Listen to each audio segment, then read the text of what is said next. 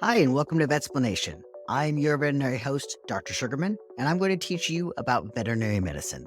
In this podcast, we can dive deeper into the understanding of what our pets are going through and break down medical terms into easier to understand chunks of information. Just a quick disclaimer, this podcast is for informational purposes only. This is not meant to be a diagnosis for your pet.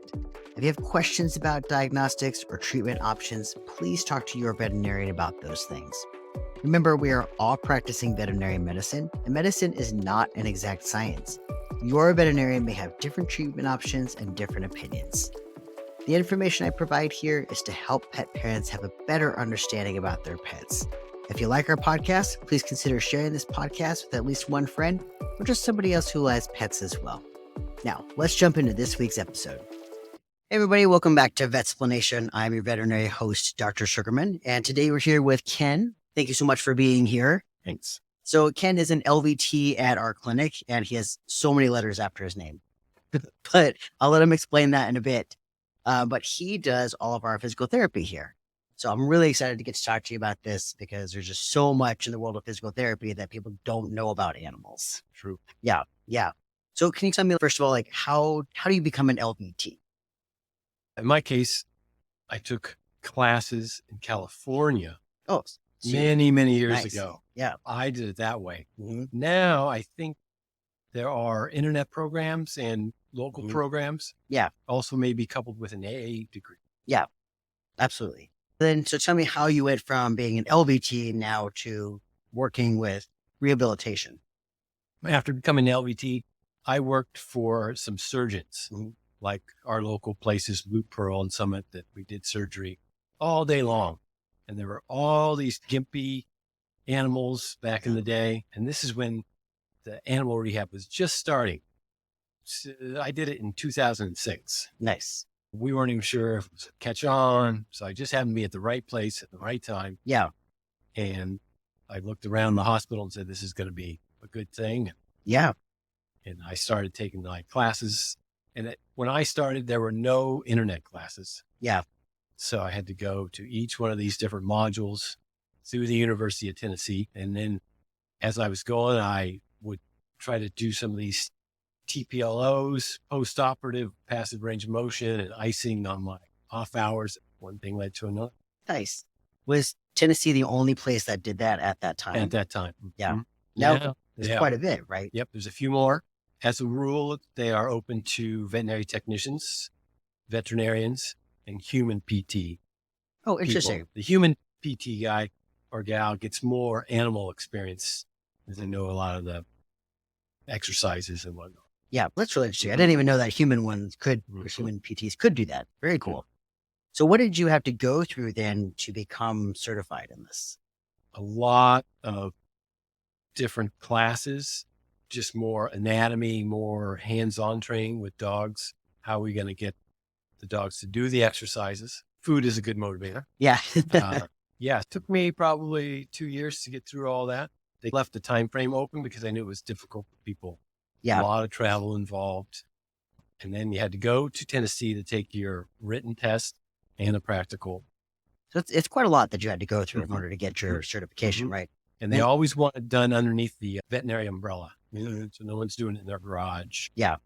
And so how does it work? So I saw you had so many letters after your name, right? So are those certificates or what are those? I'm certified. So technically I'm a, CCRP, Certified Canine Rehabilitation Practitioner. Okay. That's the technical term. Nice. What about all those other letters? I'm also a small animal massage. Nice. Okay. In the state of Washington, you have to be licensed to do that. Odd, but yeah. So I had to go to a physical class for that and then get certified and then apply for a license. Okay. But that does work in with the rehabilitation. Yeah, absolutely. Yeah. I know even when you go to human rehabilitation, when humans have a problem, there's lots of massage, icing, heat, plus all the physical therapy things that you're doing. So it definitely makes sense for you to do massage with that as well. Yes. Yeah. And then, so can you tell me what is physical therapy? We try to fix the defect or the deficiency in the dog or the cat. Yeah.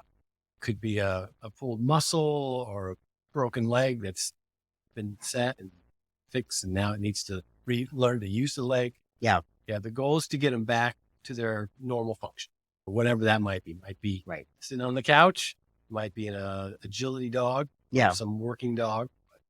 So what are some of the most common things that you see then for physical therapy? Arthritis is always high on the list. Young dogs, old dogs. Probably the number 2 is an ACL tear. Yeah.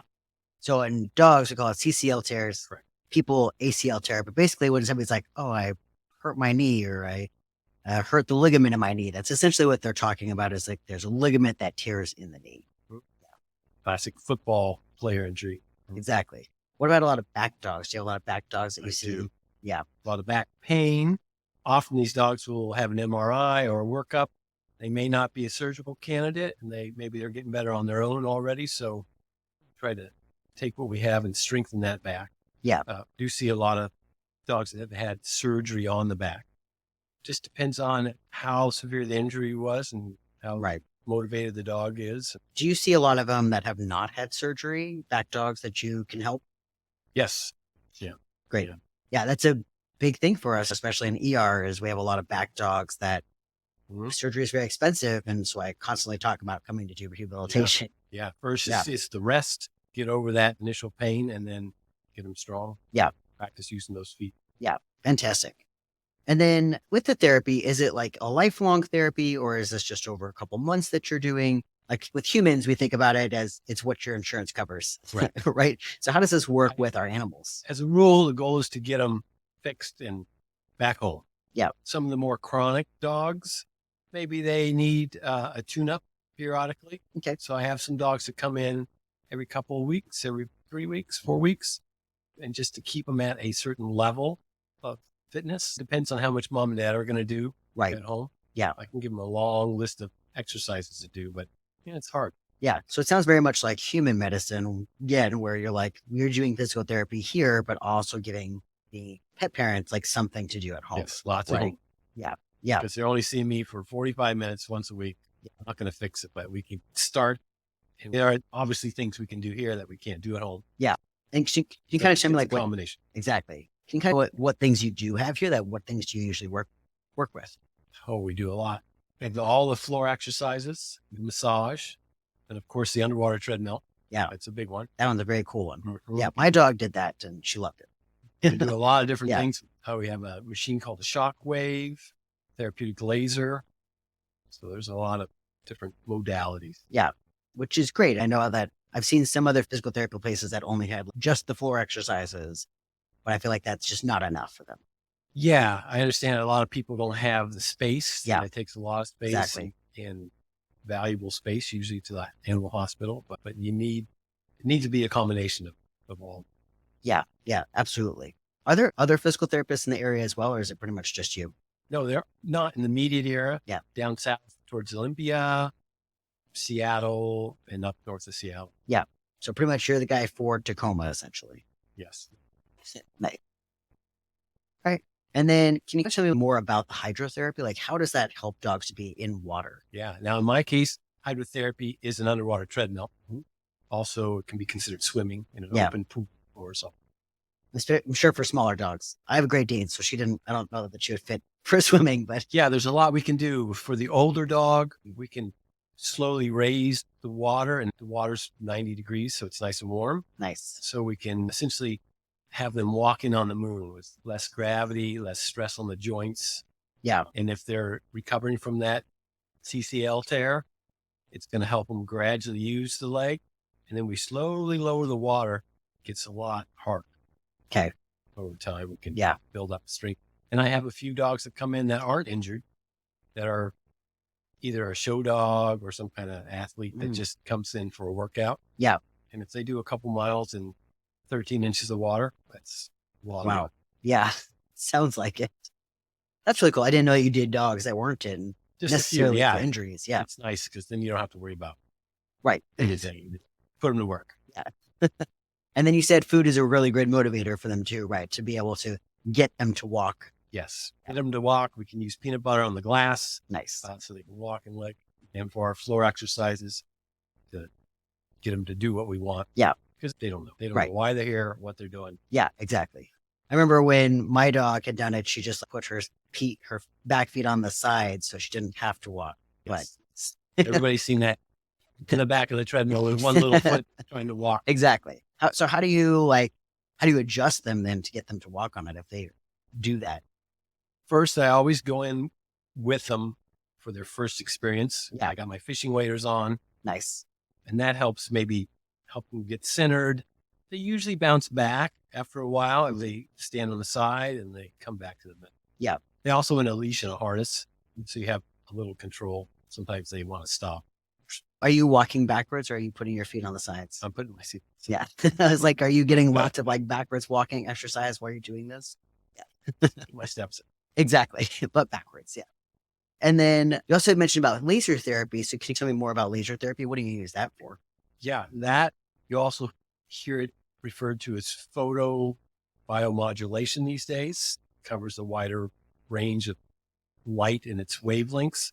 We use it a lot for pain, inflammation, those back dogs that didn't have surgery. And it's just making different wavelengths of light that are soaking in to the dog's body at a cellular level. Nice.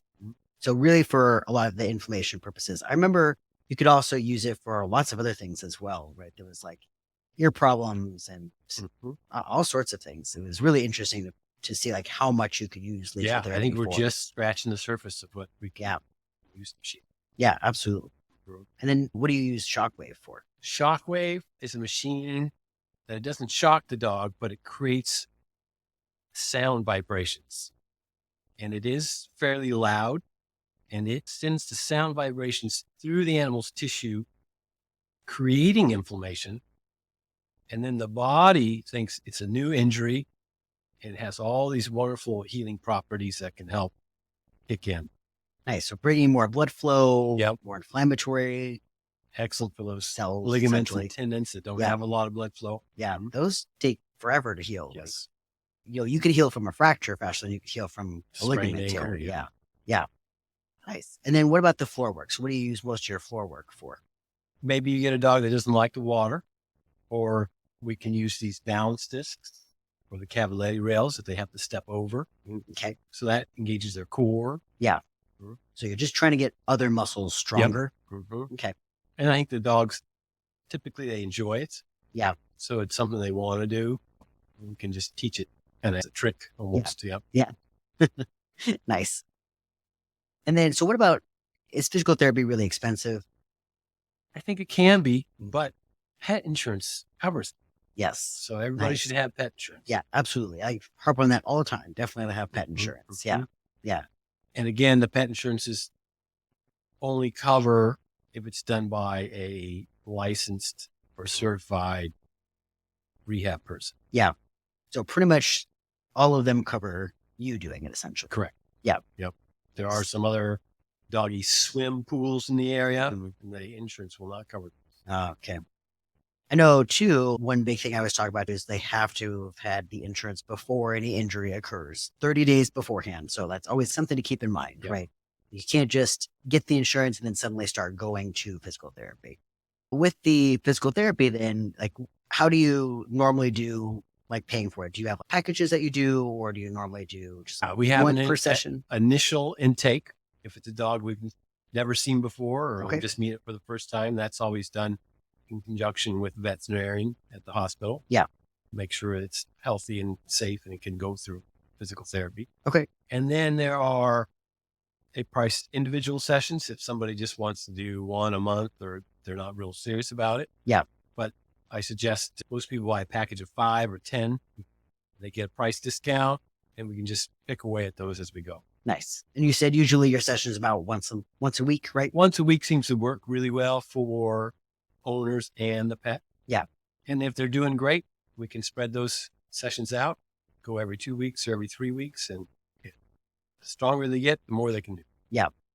And then those exercises that you send home with them, do you have handouts for them, or is there some way you just show them how to do it? I usually show them. I really like to have the owners present in the room because the animal likes that too. Yeah. So we can physically show them. There are some great YouTube videos out there on how to do stuff. Nice. Yeah, I really do like that you have them in the room to like see how they're progressing and make the pet more comfortable as well, especially with the weird environment like the weird sounds and Oh, stuff. it's an animal hospital. There's dogs barking. Yeah, exactly. Yeah. And your office is like in a really nice area in the back of the hospital, which is really nice. Very fortunate. We can sneak in the back door. Yeah. Avoid the lobby full of barking dogs. Right. Exactly. You don't have to walk through the crazy ER area. And then do you think that surgery can be avoided with some of the things that you do, like with CCL tears or with back problems? It really depends. That's a tough one because there are some dogs that do well. Yeah. Time will tell. Often they can also sprain that ligament. Yeah. They don't have to have a full tear, and those dogs can do okay. If it's torn, it needs surgery. Surgery is the gold standard. Yeah. And for dogs that can't, they have a health condition or some reason they can't have surgery, there are custom knee braces available. Yeah, I saw it. I think you have them around or something, right? Yeah, they're really cool custom knee braces. Yeah. Yeah, but they're probably halfway to the surgery. Yeah. It just depends. Yeah. And if I remember correctly, I think you have them bring everything to you to have it fitted. Is that right? Yes. Yeah. Yeah. It needs to have a cast of the leg made. The person making the brace would then fill that with their foam, and they'd have a representation of the dog's leg. Okay. So they make it custom for each one. And then there's a little bit of a fitting process. Yeah. Yeah. Is that something that they wear as like a lifelong thing after that? They can. Typically, we like them to wear it when they're going outside or go on their walks, or the folks are working in the yard. Yeah. Maybe not around the house. So. Yeah. I'm sure that's also irritating to wear it constantly. Yeah, you have to have a wearing schedule where you start out just a few minutes a day, work up to an hour or two. Yeah, which is way different than humans, right? Like we think about somebody puts the brace on, you keep it on all day until you go to bed, go to sleep, wake up, put it right back on, right? Yeah. So I've had my random species treated by you. So I've had my dog treated by you, and I've had my duck treated by you as well. What other species have you done? Let's see. One rabbit, one pygmy goat. A pygmy goat. Nice. Pygmy goat was great. Let's see what I got to do. A penguin with a therapeutic laser. That's awesome. At the zoo. Yeah. Yeah. They also had a bird called a hornbill that we lasered. We get the occasional cat. Most of the cats don't do the water, but often the cats can do the floor exercises if it's that kind of cat. How do you motivate the cat? It has to be a food motivated cat. Okay. Like my duck was actually very food motivated because she loved lettuce. And then have you done any of your guinea pigs? I have lasered a guinea pig. Yep. Nice. I think they'll. Yeah, I'm sure they love, I don't know, they just love attention in the first place. Yeah. Nice. With the cats, what were most of the cats that you had to deal with? What were they for? The current cat that comes in on a weekly basis is 16 and very arthritic. Yeah. Other cats, some type of neurologic issue that didn't have surgery. They're just trying to retrain them to walk. Yeah. I think there was a cat with a broken leg, but it didn't take long for it to, they figure out that the leg's fixed. They start using it. Oh, good. So they had it repaired and then they just come to use repair. therapy. Nice. Okay. And then, so with my duck had a ligament problem in the knee. So what were some that you said? The penguin had what now? Arthritis along its spine. They probably live twice as long as they should. In captivity? Yeah. And what about the pygmy goat? Pygmy goat had an undiagnosed neurologic issue. It was found with a zip tie around one of its back legs. No. That probably did some nerve damage. Yeah. So that was with the Puget Sound Goat Rescue. Nice. I was going to say, that's a lot of money to put into a goat. So that's really nice. Yeah. He did quite well. Good. Yeah. Good. How long did he end up having to see you for? He only saw me twice. And then they fitted him with a little wheelchair. Oh, nice. That he could still walk in. Yeah. To take some of the load off of that bad leg. And seems to be doing fine as far as I know. Do you do a lot of work with dogs in wheelchairs? Fair amount. It's good for those paralyzed dogs that aren't going to walk again. Totally gives them a whole new lease on life.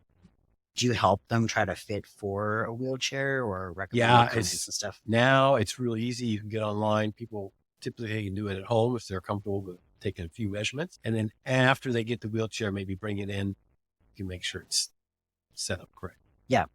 At what point do you feel like with those back dogs, they should go to a wheelchair rather than waiting? Yeah. If they've had surgery or they continue to decline, we don't want to do the wheelchair too soon as the dog gets lazy and then Right. depends on the wheelchair. Yeah. But after some amount of time, you just know that Fluffy's not walking or it's not going to get much better. And Yeah. then it's time to. Yeah. A neurologist had once told me that it was also because you want to have more stability like formed from the skeletal structures before doing that as well. Especially like broken back dogs, Mhm. especially Yeah. not putting them in a wheelchair right away. Yeah. Get everything healed up. Right. So, Okay. And this how can people find you at this point? I'm at Sumner Veterinary Hospital. So I'm sure I'm on the websites. They probably Google animal rehab in Western Washington. I'll come up. And they just call in, talk to the receptionist about Yep. how to get an appointment with Mhm. you. Perfect. Was there anything else you wanted to mention? I don't think so. I think we covered everything. I think so. Okay. Well, thank you so much, Ken. I really appreciate you Yeah. coming on. Hopefully maybe we'll talk about another topic soon. I know that there's so many questions that people have about just physical therapy stuff in general. As they funnel in the questions, you can direct them to me or I Yep. can help you answer. Sounds good. All right. All right. Thanks, Ken. Thank you. Hey guys, if you want to see Ken's setup, by the way, and all the cute animals that he's worked on, including my duck, you're welcome to check out this episode on YouTube. We're going to have some of those pictures on there if you aren't already on YouTube. So we're going to talk about our animal fact for today. So today I decided to talk about penguins in honor of Ken's physical therapy that he did on a penguin, which I think is really cool. Penguins are also just really cool as well. I'm sure people know the general facts about them, that they're flightless birds. They're usually black and white, except for there are some species that are not black and white. And that they're really great swimmers, right? They're built for swimming. But did you know about with the black and white, like why they're black and white and how that helps them? So they're black on their back and they're white on their stomach. And that actually helps to camouflage them.